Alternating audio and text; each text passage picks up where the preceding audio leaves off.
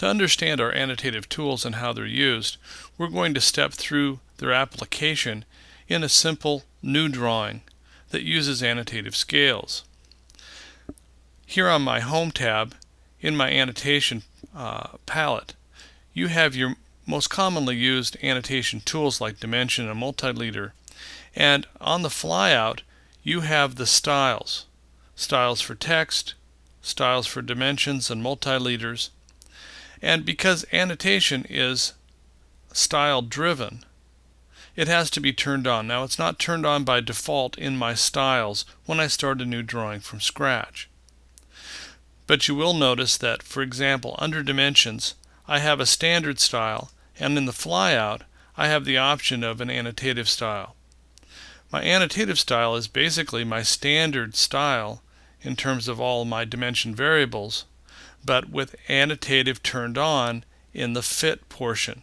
So I'm going to turn on annotative and use that for my dimension style.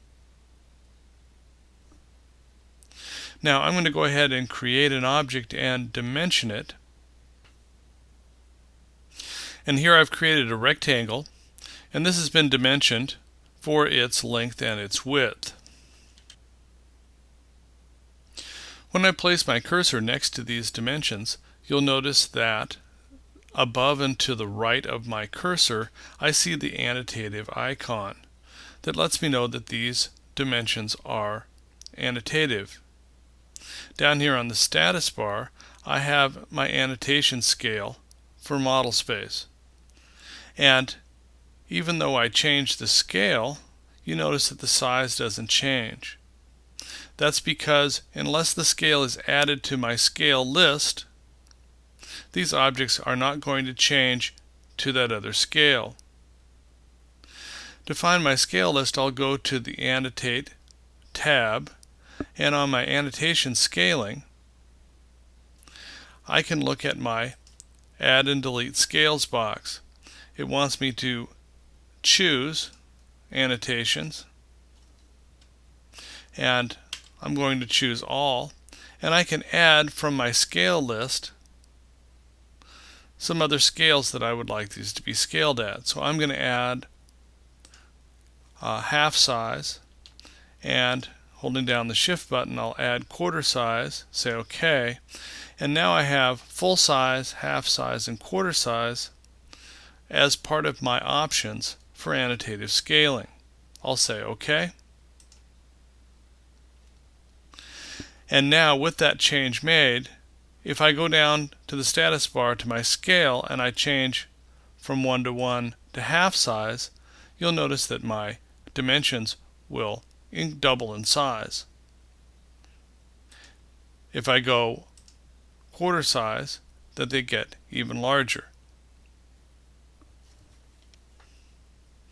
Now you will notice that if I choose a scale that's not in my scale list, they bump back to their default scale size. So they're only going to change for the ones that I have in the list. The reason for that is that each time I add a scale list, it actually adds another dimension. Down here on the status bar, I have Annotation Visibility, show annotative objects for all scales. So if I turn that on, it's by default turned off.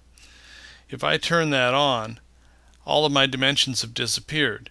And that's because it's showing all of the dimensions at all the scales. Well, I don't have 1 to 5 is not on my scale list. I'm not going to see them unless I choose a scale that is actually on my list. And now when I click on that, I see a stack of dimensions. There's actually one for each of those 3 scales. And each one of these actually acts as an independent dimension that can be manipulated when it's activated by choosing the scale.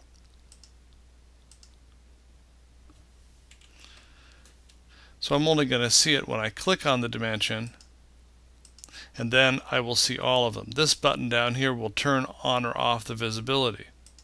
There's no reason why you can't leave them stacked.